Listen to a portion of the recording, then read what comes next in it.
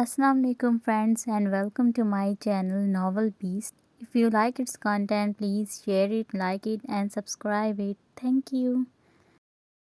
कितना खुश थी वो। हफ्ते बाद इसकी 19वीं सालगिरह थी। इसने सोचा था वो और पापा भाई के पास जाकर इन्हें सरप्राइज़ देंगे और यहाँ इसकी ज़िंदगी ने इसे सरप्राइज़ दे दिया था। खटके की आवाज़ पर इसने सर उठाया तो अब वही औरत फिर से अंदर दाखिल हुई थी। मेम साहब का हुक्म है कि आप जल्दी से उठकर कपड़े तब्दील करें और तैयार हो जाएं। नहीं होंगी मैं, पागल समझा हुआ है मुझे। मैं कोई कठपुतली हूँ जो तुम और तुम्हारे साहब के हिसाब से चलूँ? अब इसने चीख कर कहा और इतनी ऊंची आवाज़ में वो पहली बार बात कर रही थी। मैं ऐसा कुछ नहीं करूँगी, जाकर बता दो अपने साहब को। मुझे मेरे घर भेजो फ़ौरन। मेरे बाबा मेरा इंतज़ार कर रहे होंगे। अब वो रोते रोते ज़मीन पर बैठ गई। मुलाज़मा भी अफसोस से नफ़ी में सर हिलाती निकल गई। अब इसे अपने साहब तक तो ये पैगाम पहुंचाना था। अज़लान अपने कमरे में कैमरे के सामने मौजूद इसकी सारी हरकत व सकनात मुलाहिज़ा कर रहा था और अब इसके दिमाग की रगें तन गई थीं। साहब जी वो। अज़लान ने कुर्सी को ज़ोरदार ठोकर मारी। दफ़ा हो जाओ यहाँ से, एक काम नहीं हुआ तुमसे। मुलाज़मा डर के मारे उल्टे कदमों वापस चली गई। अज़लान तेज़ी से उठा, कबर्ड में से एक डिब्बा निकाला, हाथ में पिस्टल पकड़े। अब इसका रुख स्टोर रूम की तरफ था। मन्नाल एक कोने में घुट्टों में मुंह दिए सिसक रही थी। ठा की आवाज़ के साथ रूम का दरवाज़ा खुला। अचानक रोशनी अंदर दाखिल हुई, लेकिन दरवाजे को दोबारा वापस बंद करके रोशनी के अंदर आने का रास्ता भी बंद कर दिया गया। अज़लान लंबे लंबे डंग भरता इस तक पहुंचा और इसे झटके से खड़ा किया। मनाल को इसका चेहरा नज़र आया, लेकिन वो गैर शनासा चेहरा था इसके लिए। एक बार की कही बात समझ नहीं आती क्या? अज़लान बोला नहीं, धाड़ा था और खौफ से इसकी टांगें कांपी थीं। पहली बार इतनी ऊंची आवाज़ में किसी ने इससे बात की थी। सब कुछ पहली बार था और अभी बहुत सी चीज़ें इसके साथ होनी थी पहली बार। कौन हो तुम? प्लीज़ मुझे घर जाना है। घर भेजना होता तो लेकर क्यों आता तुम्हें, और रिस्क ज़ाया करते तुम्हें शर्म नहीं आती प्रिंसेस? इसके सर्द लहजे से मनाल की जान हवा हुई थी। गंदी बच्ची, क्यों फेंका? सारा फर्श गंदा कर दिया। कौन साफ़ करेगा अब इसे? अज़लान के भारी भरकम वजूद के आगे वो बिल्कुल ही छोटी लग रही थी। अज़लान पीछे हटा और इसकी छोड़ी हुई कुर्सी पर बैठ गया। इसका बदलता लहजा मनाल की समझ से बाहर था। अभी वो कुछ कहती के उठाओ। ऊंची आवाज़ इस तक पहुंची। इसने सर उठाकर इसे देखा। मुंह क्या देख रही हो? तुम्हें बोल रहा हूँ, उठाओ सारा खाना। पर मैंने कभी नहीं किया, वो डर के मारे हकलाते हुए बोली। तो मनाल सुलेमान कभी नहीं किया तो आज करो अब। फिर वो धाड़ा। मनाल भाग के आगे आई और कांपते हाथों से चावल उठाकर वापस प्लेट में डालने लगी। गुड, वेरी गुड, सीख जाओगी आहिस्ता आहिस्ता। चलो अब उठो और ये कपड़े पहन कर आओ। क्यों पहनने हैं? क्योंकि आज तुम्हारी और मेरी शादी है प्रिंसेस। मेहमान बाहर वेट कर रहे हैं, हमारा जल्दी करो, लेट हो रहे हैं। अज़लान ऐसे बोला जैसे कोई आम बात कर रहा हो। मुझे नहीं करनी शादी, बाबा और भाई के पास जाना है, मुझे घर जाना है। हवा में एक फायर हुआ था और साथ में मनाल की चीख भी बरामद हुई। क्या कहा? किसके पास जाना है? भाई के पास। अब वो सारी ज़िंदगी नहीं देख सकेगा तुम्हें। ये कपड़े पहनो और बाहर निकलो, नहीं तो अगली गोली तुम्हारे दिमाग में होगी।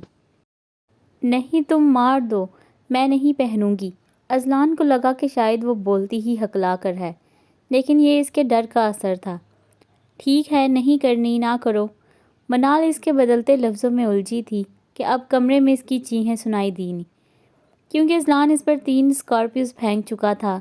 ये वो थे जो वो अपने टॉर्चर सेल में इस्तेमाल करता था और इस जगह से कोई वाकिफ़ नहीं था, लेकिन इन स्कॉर्पियोज़ में से जहर निकाल लिया गया था। हटाओ इन्हें, इसे हटाओ मामा बाबा, प्लीज़ हटाओ इसे। अब इसकी गैर होती हालत को देख अरसलान ने वो सब इस पर से हटाए थे। तो मनाल सुलेमान, उठाओ ये कपड़े और 5 मिनट के अंदर तुम बाहर हो। अब के मनाल कपड़े लेकर भाग गई कि कहीं वो वाकई दोबारा ना डाल दे।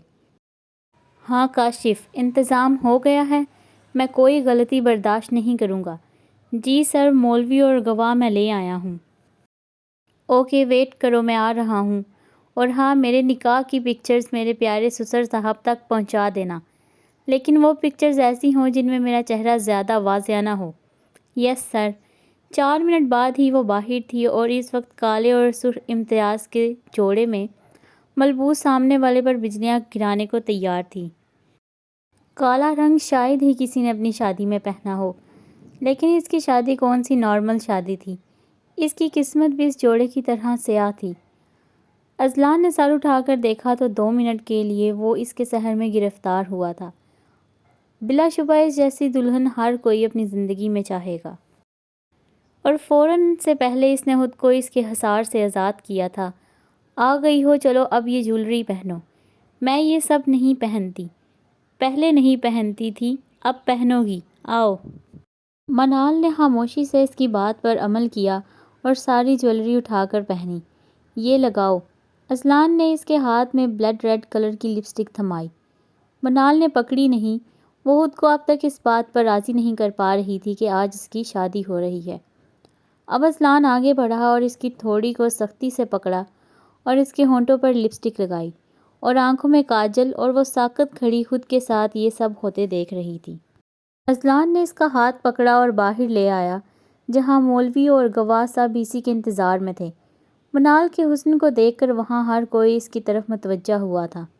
مولوی صاحب، نکاح پڑھانا شروع کریں، اس کی سرد آواز گونجی تھی۔ منال سلیمان اگلے 5 منٹ میں منال اذلان شاہ بن گئی تھی۔ اس کے آنسو لڑیوں کی صورت اس کی آنکھوں سے اس کے دامن پر گر رہے تھے۔ اذلان نے سب سے مبارکباد وصول کی، اور اب وہ سب کو فارغ کر کے واپس آیا تو وہ اب تک وہیں بیٹھی رو رہی تھی۔ اس نے منال کا ہاتھ دبوچا اور اپنے ساتھ اپنے کمرے میں لے گیا، اور منال کسی کٹی ڈور کی مانند اس کے ساتھ کھنچتی چلی گئی۔ اذلان نے لا کر اسے دھکا دیا اور وہ گرتے گرتے بچی۔ Welcome to my life and in my room Mrs Azlan Shah. آگے سے کوئی جواب نہ پا کر وہ اس کے قریب گیا۔ تھینک یو بولو۔ منال نے اب روتے روتے چہرہ اوپر اٹھایا۔ میں نے کہا ہے تھینک یو بولو۔ اب وہ سرد آواز میں بولا، تھینک یو۔ تمہیں پتہ ہے تم کتنی خوش قسمت ہو، تمہاری اذلان شاہ سے شادی ہوئی ہے، جس سے بات کرنے کے لیے بھی لڑکیاں ترستی ہیں۔ اس کے دائیں ہاتھ کی انگلی اب منال کے چہرے پر لکیر بنا رہی تھی۔ منال نے جھٹکے سے اس کا ہاتھ ہٹایا۔ اذلان کو غصہ آیا اس کی حرکت پر۔ اس نے خود پر کنٹرول کیا اور جا کر بیڈ پر بیٹھ گیا۔ یہاں آؤ۔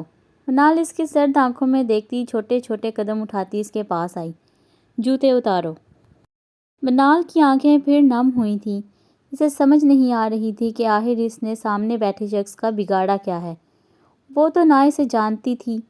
اس نے پہلے اسے اٹھوایا، زبردستی نکاح کیا اور اب یہ سب، لیکن خاموشی سے اس کی بات پر عمل کیا کیونکہ وہ سائڈ ٹیبل پر وہی اسکارپیوز والا ڈبہ دیکھ چکی تھی۔ اذلان نے اب ساتھ سگریٹ سلگائی۔ یہ اس کا اپنی بہن کے قتل کے غم کو کم کرنے کی ایک کمزور سی کوشش تھی۔ اب اس نے اس کے جوتے اتار دیے اور جانے لگی تو وہ پھر بولا، جانے کا نہیں بولا ہے اب میں نے، یہ شیروانی اتارو میری۔ نہیں پلیز منال، جو میں کہتا جا رہا ہوں وہ کرو ڈارلنگ، نہیں تو۔ اس نے ڈبے پر ہاتھ رکھا۔ منال اس کے قریب آئی اور اس کی شیروانی کے بٹن کھولنے لگی۔ اذلان نے سگریٹ کا کش لگاتے دھواں اس کے منہ پر چھوڑا۔ اب وہ کھانستے کھانستے پیچھے ہو گئی۔ اذلان پھر بولا، قریب آؤ۔ اب اس نے قدم آگے نہیں بڑھائے تھے۔ Princess come here. اس کے دوبارہ بلانے پر بھی وہ قریب نہیں گئی تھی۔ اب وہ اٹھا اور اس کے نزدیک آیا اور اس کے بال پیچھے سے مٹھی میں پکڑے، ایک ہاتھ سے اور دوسری اس کے کمر کے گرد باندھا۔ ایک بار کی بات سمجھ نہیں آتی نا تمہیں؟ چھوڑو مجھے، درد ہو رہا ہے۔ درد تو تم اب آہستہ آہستہ جانو گی ڈارلنگ کہ کیا ہوتا ہے۔ تم نے اور تمہارے بھائی نے کبھی سوچا ہے کہ میری وفا کو کتنی تکلیف ہوئی ہوگی جب تمہارے بھائی نے اسے درندگی کا نشانہ بنایا اور بعد میں اس کا قتل کر دیا؟ بولو، خاموش کیوں ہو؟ جواب دو۔ بھائی ایسا کر ہی نہیں سکتے، تم بکواس کر رہے ہو، جھوٹ بول رہے ہو۔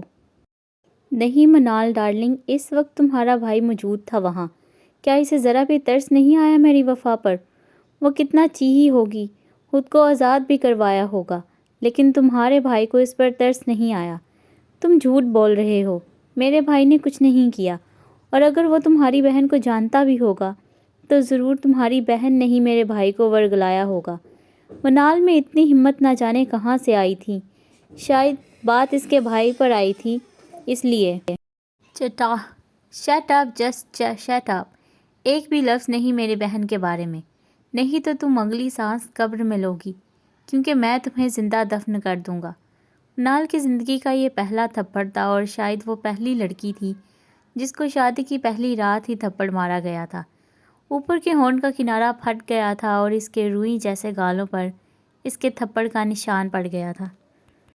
میں بتاتا ہوں تمہیں آج کہ میری بہن نے اس وقت کتنی تکلیف برداشت کی ہوگی، اذلان نے کہتے ساتھ اسے بیڈ پر دھکا دیا اور خود شیروانی اتار کر سائڈ پر پھینکی اور لائٹ آف کر کے اس کی طرف بڑھا۔